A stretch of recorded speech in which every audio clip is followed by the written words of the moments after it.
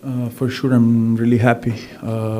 Like I said in the court, I'm really proud of myself. My team was coming from an injury, so didn't expect for sure to the quarterfinal here. Never won a match in this draw, so kind of unexpected, but really, really happy. Matteo, I saw you this year in Budapest on clay. I saw you in Halle on grass. Now you're on hard court. Wherever I go, wherever I see you, you're fantastic. What's actually your favorite surface? If you can name one. Right now, it's tough to say. I was saying before this tournament, I was saying clay and grass. Before grass season, I was saying clay. So right now, it's I can say like all those surfaces.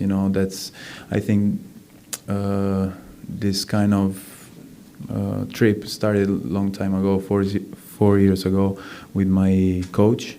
I used to play a lot on clay. I used to practice on clay, but my coach said, "Okay, we have to improve on fastest surfaces." So I played a lot of futures in 2015, and I played 70% of the matches that I played on hard course. So I did an investment for my career.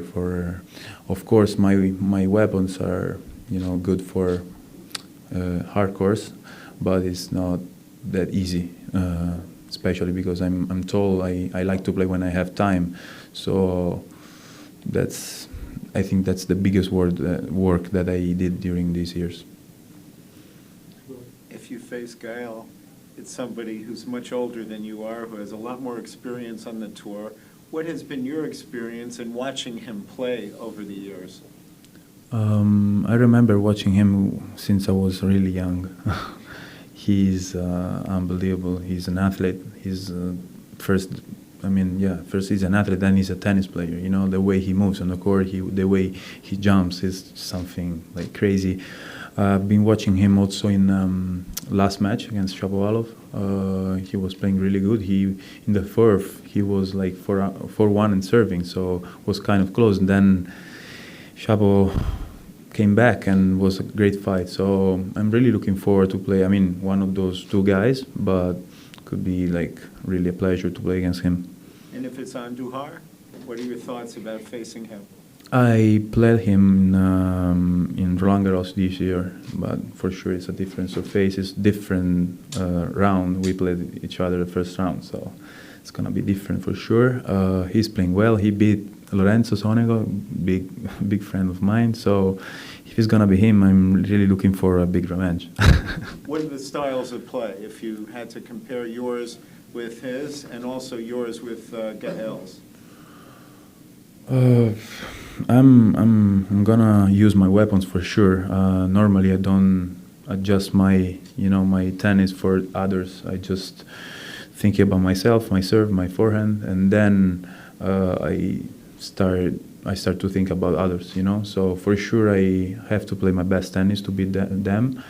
And right now, I think it's time to rest a little bit, enjoy the win, and then tomorrow I'm gonna think about the next match. You mentioned your serve and your forehand, but recently it's been your slice and also your net play have been really impressive. Just curious how you develop those, and not many people who do on the backhand have really good slices. Yeah,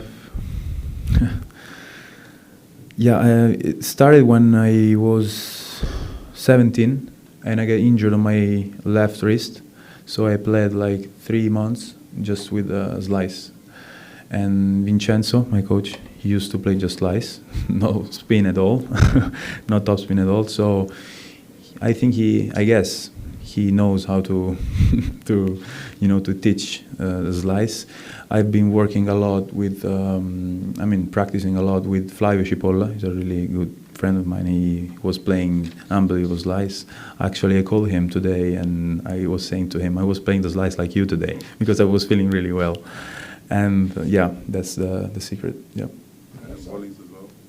What? Sorry. Volleys, net play, like on the grass, you volley really well. Yeah, as well. I think I could go to the net more. This is one of our goal for the future. But yeah, I'm feeling pretty confident on the net. Yep. Italy, congratulations. congratulations first. Thank you. Italy gave a lot of champions and legends to the sport, Pietrangeli, Panetta, Cirola, the others. 133 players step on the in the Grand Slam history, Italian player. But you are the first one who got the quarter-final on the hard court at the US Open. Just would like to ask you that anybody in the history, in the Italian history, has impressed your career or who you look up, and maybe if you contact them and get some motivation or impression? Yeah, I mean, Corrado Barazzutti is the last one that did semifinal here. I mean, the first one, the last one. And for sure he's here, and he's my Davis Cup captain, so we are talking every day. He's helping me a lot. For sure I'm coming from Rome, so, you know, Adriano Panatta, he's coming from there. He's usually texts me a lot. I have to say, he's the first one that he told me, like, you're gonna serve like 220 kilometers per hour. And I was 16 when I heard that, and I was like, well, I don't know, but if you say that, I'm gonna trust you, you know. And yeah, for me, they are so, like, there are guys that I have to look, you know, like, tennis for sure is different right now, but the mental part of tennis is the same. So I'm looking those kind of matches, those kind of mental toughness, and yeah, they're really inspiring me. Two more in English. There was a mention on the telecast about where you've gone for some meals in New York, for some dinners. What has been your approach to the New York restaurant scene? Actually, before the tournament, I was mixing because I like sushi. I like, you know, like all the. I have to say, in Italy we say you are a good fork. Like you can eat a lot, and so I was mixing a lot. But during the tournament, I like to have pasta. So I went to this guy, Giovanni. He has a restaurant called Via della Pace. So we went there. We are having a lot of fun with him because he's like super nice guy. And yeah, that's all. Last question, English. What impresses me, besides the fact that you're very good on every surface and your physical presence, is that what you just mentioned, your mental toughness, that you seem to be really calm and cool even in tight situations. Now today you were a break ahead in the third set, and it could have been a little bit faster, and then you got a re-break.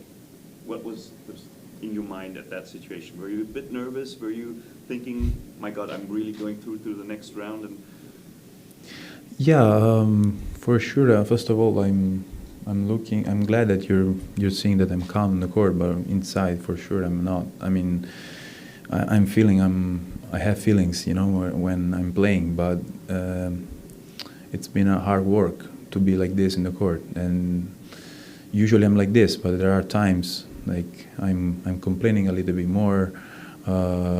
It's tough, you know. But I know that to play this kind of tennis, this kind of level, you have to be like this. So I'm working hard with my team, with my mental coach about this. And when I got the break, I just said to myself, okay, it's normal, it's tennis. You know, if you start to complain right now about that serve that you didn't put any first serve, then you're gonna lose the tiebreak for sure. So you have to be ready because the chance is gonna come. You're playing well.